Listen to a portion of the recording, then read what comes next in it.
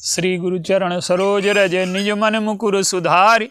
वरणहु रघुबर बिमल जस जो दायक फल चार। बोलिए सियावर रामचंद्र की जय। सिया राम मैं सब जग जानी, करऊं प्रणाम जोर जुग पानी। आइए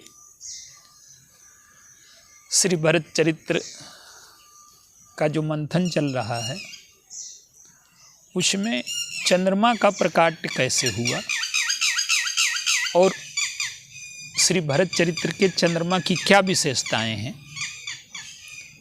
इस पर कुछ विचार करें। भरद्वाज जी कहते हैं कि नौ विधु विमल तात जसु तोरा, रघुबर किंकर कुमुद चकोरा।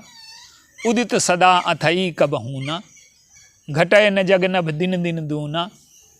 कोक तिलोक प्रीति अति करही, प्रभु प्रताप रवि छवि न हरही। पूरन राम सुप्रेम पीयूषा, और जहाँ बस राम प्रेम मर्ग रूपा। चंद्रमा की अनेकों विशेषताएं भरद्वाज जी ने बताई। आइए अपने जीवन से जोड़ करके इसको देखें। प्रत्येक मनुष्य के जीवन में दोनों संभावनाएं होती हैं। विधि प्रपंच गुण अवगुण शाना, गुण और अवगुण से मिल करके वो बना है। तो यदि चाहे तो अपनी विशेषताओं को बढ़ाते हुए वो पूर्णिमा तक ले जाए, और चाहे तो अपनी दुर्बलताओं को बढ़ाते हुए उसके जीवन में अमावस आ जाए। जो दोनों पक्ष, शुक्ल पक्ष और कृष्ण पक्ष कहे जाते हैं, उनमें प्रकाश दोनों में बराबर होता है। सम प्रकाश तम पाख दूं, नाम भेद विधि कीन। शशि पोषक शोषक समझ, जग जस अपजस दीन।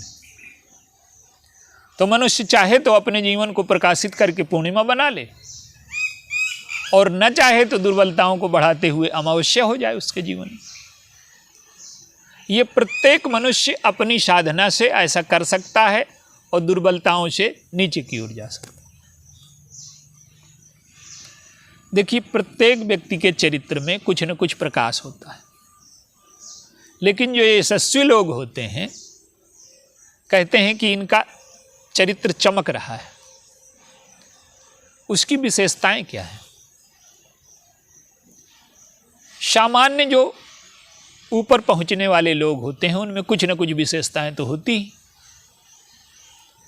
लेकिन श्री भरत जी के चरित्र से जब उनकी तुलना करेंगे तो श्री भरत जी का जो चंद्रमा है, जो प्रकाश है, उसमें कोई दोष नहीं है।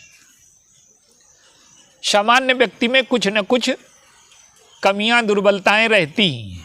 जैसे राम राज्य में आप देखिए, राम राज्य में ऐसे व्यक्ति ही नहीं रह गए जो मिश्रित हों। जैसे आप देखिए, एक डॉक्टर है, तो डॉक्टर विशेषज्ञ है रोगों का, लोगों की पीड़ा दूर करता है, लेकिन उसका जीवन लोगों के अंधेरे पक्ष से जुड़ा है। उसके जीवन में मरीज को स्वस्थ करता है, उसका लक्ष्य है मरीज स्वस्थ हो जाए, लेकिन उसका ये लक्ष्य नहीं है कि मर्ज समाप्त हो जाए। तो डॉक्टर का जो जीवन है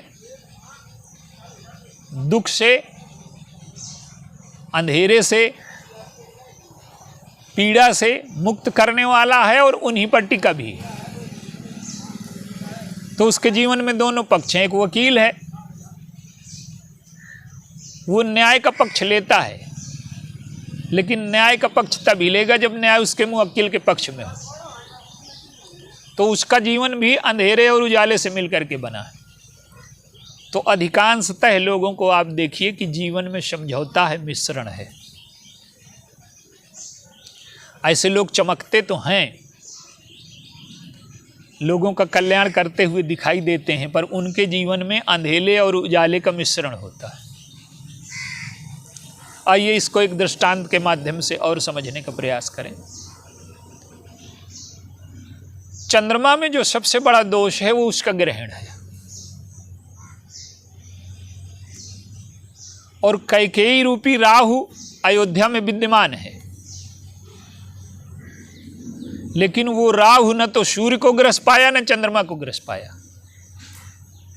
इसका क्या अर्थ है कि भगवान राम के चरित्र में ग्रहण लग जाता यदि कैकेयी की बात से उनके जीवन में प्रतिक्रिया आ जाती। वो कह देते कि राज्य मेरा है और कैकेयी अन्याय कर रही हैं और मैं तो संघर्ष करूंगा, अधिकारों के लिए लड़ूंगा। तो ये बातें न्याय जैसी मालूम होती, लेकिन इसका अर्थ यही निकलता कि भगवान राम के जीवन में स्वार्थ रूपी अंधेरा बैठ गया है। हम अन्याय के विरुद्ध लड़ते तो हैं, पर हम न्याय उसी को मानते हैं जिसमें हमारा स्वार्थ सिद्ध हो जाए। तो भगवान राम के चरित्र को कैकेयी का राहुग्रस्त नहीं पाया,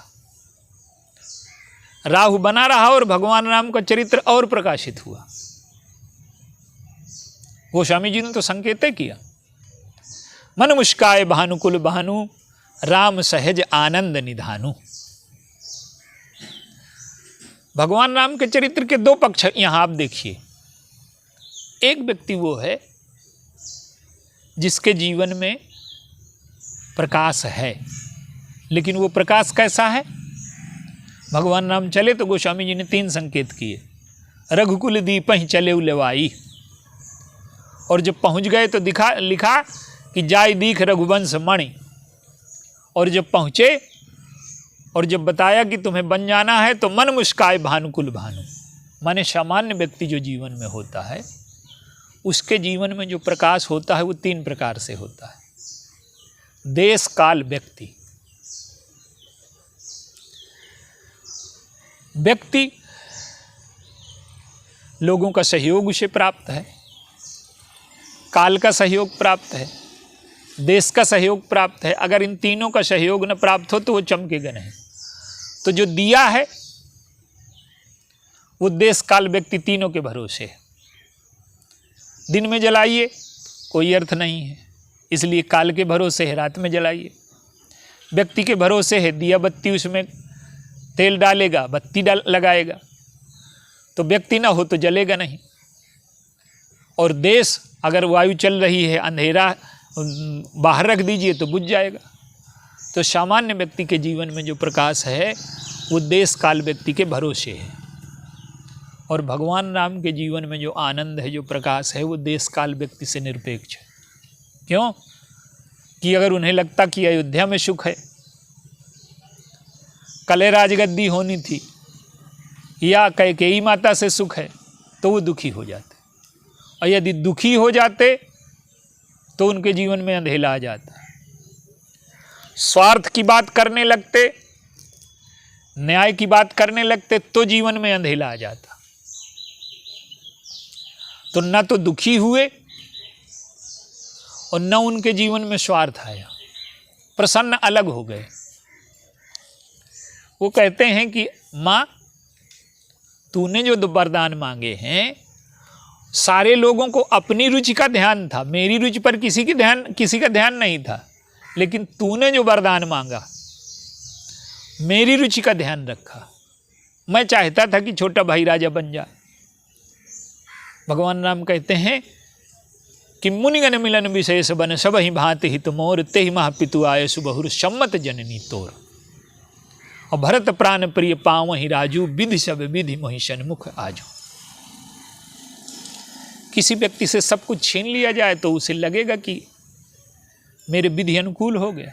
किसी का राज्य छीन लिया जाए, निकाल दिया जाए, यही मनुष्य के जीवन का अंधेरा है।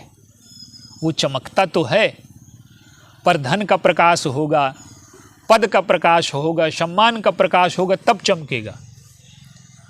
तो भगवान राम रूपी जो सूर्य है उसमें ग्रहण नहीं लगा कैकेयी के कार्यों से, उसकी चमक उसी तरह से बनी रही। और श्री भरत जी का जो चरित्र है, उनके चरित्र में भी ग्रहण लगना चाहिए। श्री भरत जी का चरित्र चंद्रमा है, भगवान राम का चरित्र सूर्य है, लेकिन चंद्रमा में ग्रहण क्यों नहीं लगा? आप देखिए, कैकेयी के जो कार्य हैं, अगर उनमें से किसी एक कार्य को भरत स्वीकार कर लें, वशिष्ठ जी कहते हैं कि तुम गद्दी में बैठ जाओ, अगर गुरुजी के कहने से भरत जी गद्दी में बैठ जाएं तो ये सिद्ध हो जाएगा कि भरत जी को न्याय के स्थान पर स्वार्थ ज़्यादा प्यारा है। जीवन में अंधेरा आ गया। वो कहते हैं कि मेरे जैसे अधम व्यक्ति को राजा बनाओगे, जिसका राज्य पिता की मृत्यु, बड़े भाई को वन भेज करके, जिसका राज्य अन्याय पर टिका है, वो तुम्हें न्याय देगा, तुम्हें सुख देगा? तो श्री भरत जी के जो चंद्रमा है उसमें ग्रहण नहीं लगा, प्रकाशित हो गया। और कुछ लोग होते हैं जो अपने जीवन को प्रकाशित कर लेते हैं, लेकिन श्री भरत जी का चरित्र ये है कि उस चंद्रमा के प्रकाश में हम अपने जीवन को प्रकाशित कर सकते हैं। क्या कि हमें अगर सत्ता मिल जाए, चाहे अन्याय से मिल जाए, चाहे छीनने से मिल जाए, हम बड़े प्रसन्न होंगे। पद है, प्रतिष्ठा है, धन है, संपत्ति है, ये अगर हमें किसी भी मार्ग से मिलती है तो हम प्रसन्न हो जाएं। और श्री भरत जी को तो न्याय मार्ग से प्राप्त हो रही है। मंत्री भी चाहते हैं, गुरु भी चाहते हैं, लेकिन मूल सूत्र ये है कि भरत जी का जो चरित्र है वो कैकेयी के जो कार्यों का ग्रहण है अनजाने में लगा भरत जी पर। उनको जानकारी नहीं है, लेकिन अगर वो गद्दी में बैठ जाएं तो उनके चरित्र में अंधेरा फैल जाएगा, फिर हमें प्रकाशित न कर पाएंगे। तो भरत जी क्या करते हैं? स्वार्थ का त्याग कर देते हैं, लोभ का त्याग कर देते हैं, संबंध का त्याग कर देते हैं। किसी को इतना बड़ा राज्य उपलब्ध हो जाए, लेकिन श्री भरत जी का चरित्र क्या है? उनमें न त्याग का अहंकार है, न ग्रहण की आसक्ति है। तो कैकेयी का जो चरित्र है वो भरत जी के यश पर प्रभाव नहीं डाल पाता। जो पुराणों में चरित्र आता है राहु केतु का, उसका तात्पर्य क्या है? उसका तात्पर्य ये है कि संसार में समुद्र मंथन चलता रहता है। पद, विद्या, धन ये सबको मिलते हैं। कोई पद को पाकर के देवता हो जाता है सदुपयोग करके, और कोई पद का दुरुपयोग करके दैत्य हो जाता है, कोई धन का सदुपयोग करके देवता हो जाता है। उसी से व्यक्ति को अमरत्व मिल जाता है और उसी से मृत्यु मिल जाती है। तो संसार में वितरण हमेशा चलता रहेगा। कुछ लोग उसी धन पद विद्या को पाकर के अमृत्यु की ओर चल देते हैं, और कुछ लोग धन पद विद्या को पाकर के मृत्यु की ओर चल देते हैं। तो जो मृत्यु की ओर चल देते हैं उनके जीवन में अंधेरा आ गया, जो अमृत्यु की ओर चल देते हैं उनके जीवन में प्रकाश आ गया। तो इस दृष्टांत का तात्पर्य क्या है? आप देखिए, भगवान मोहिनी की वेश में अमृत बांट रहे, समुद्र मंथन से निकला। अमृत सभी चाहते हैं, चाहे यश के रूप में या अमृत चाहें, चाहे सुख के रूप में चाहें, या जो भी पद के रूप में, धन के रूप में, सब अमृत की चीजें। लेकिन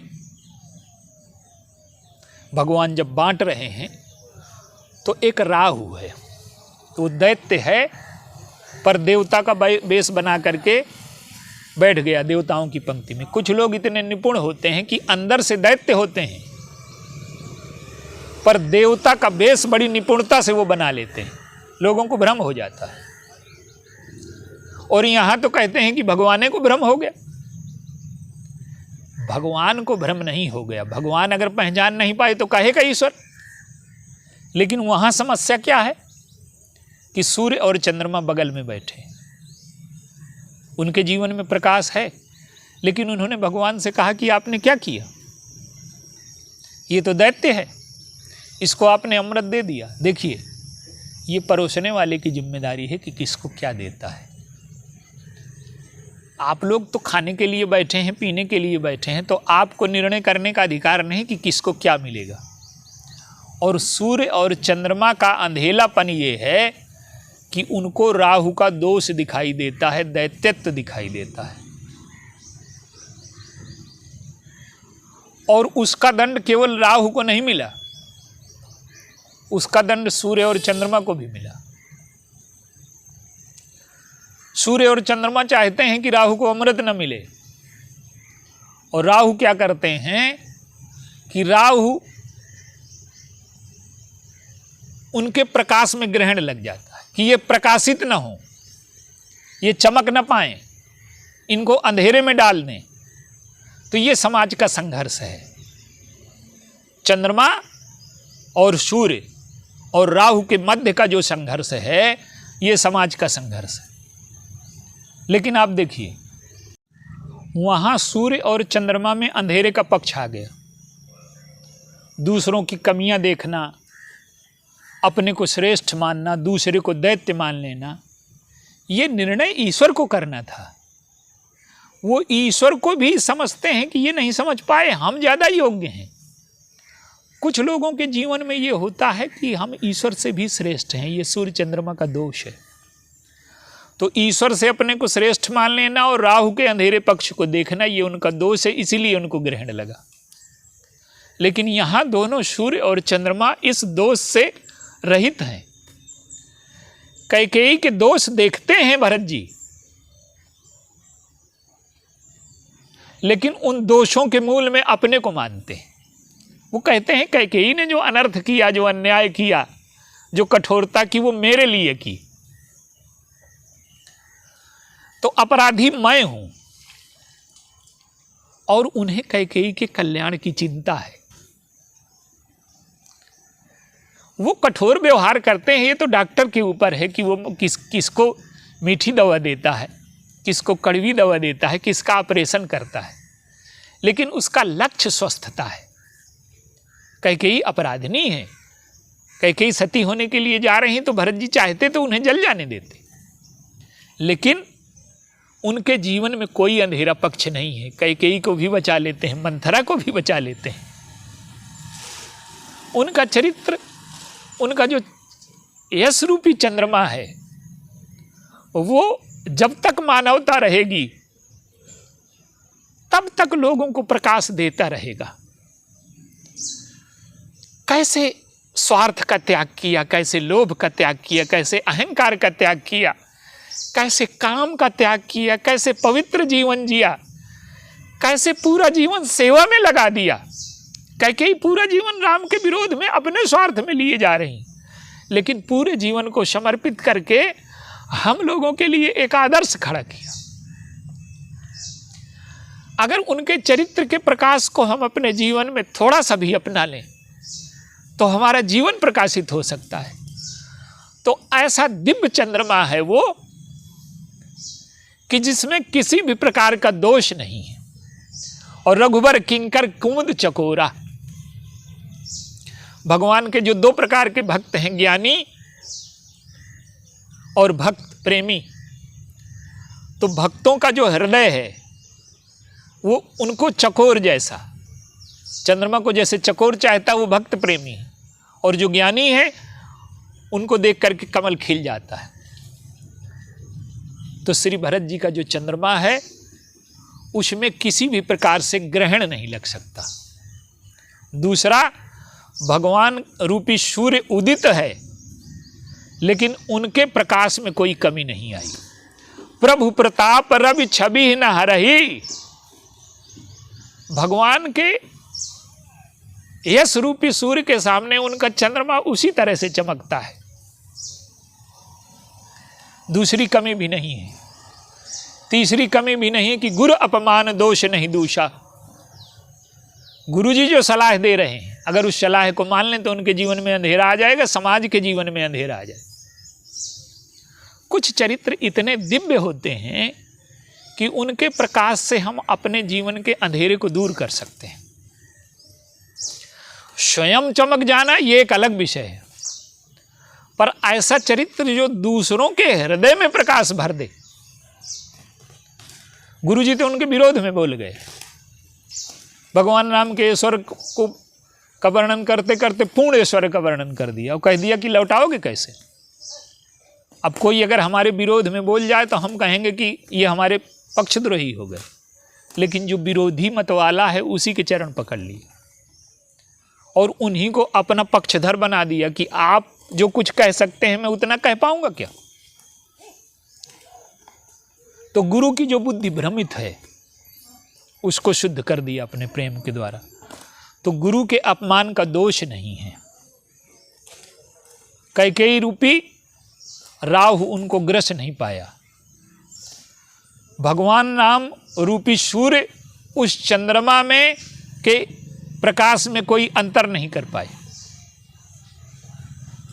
और आप देखिए चंद्रमा के सारे दोषों का निराकरण भरद्वाज जी ने कर दिया, लेकिन चंद्रमा के एक दोष का निराकरण उन्होंने नहीं किया। क्या कहते हैं कि जहां बस राम प्रेम मृग रूपा, जहां राम प्रेम रूपी जो छाया है, कहने का अर्थ क्या है कि वो भगवान का जो रंग है, भगवान का जो रूप है, वो श्यामता उनके अंतःकरण में बसी है। सूरदास जी कहते हैं कि या अनुरागी चित्त की गति समझे नहीं कोई, और ज्यों ज्यों बूढ़े श्याम रंग त्यों त्यों उज्ज्वल हो।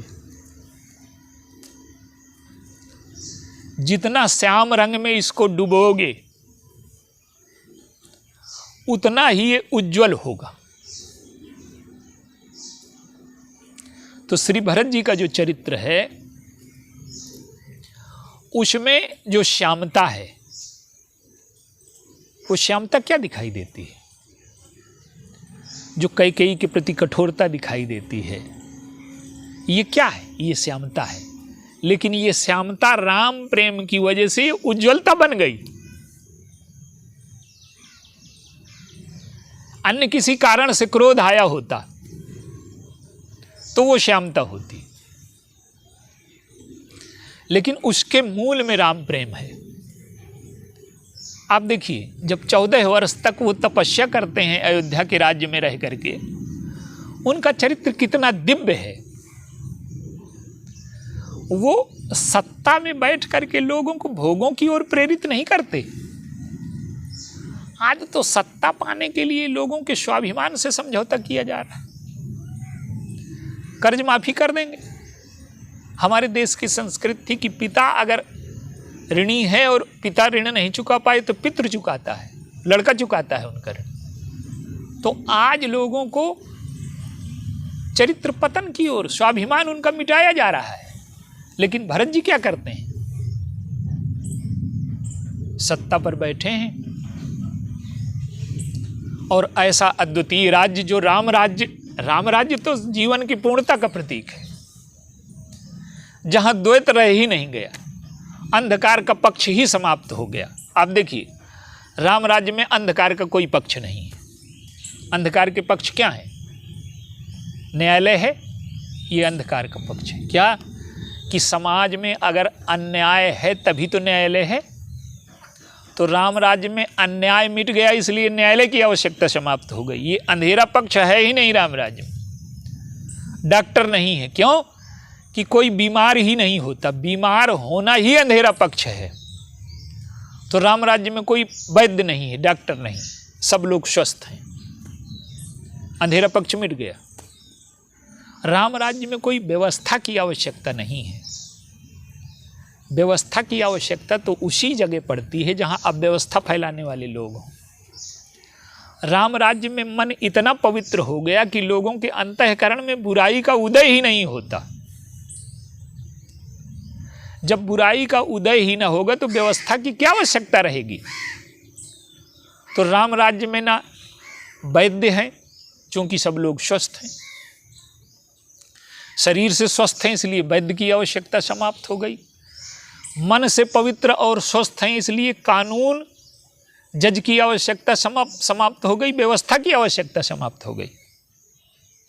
तो राम राज्य तो पूर्ण राज्य है जहां अंधेरे का पक्ष ही नहीं है।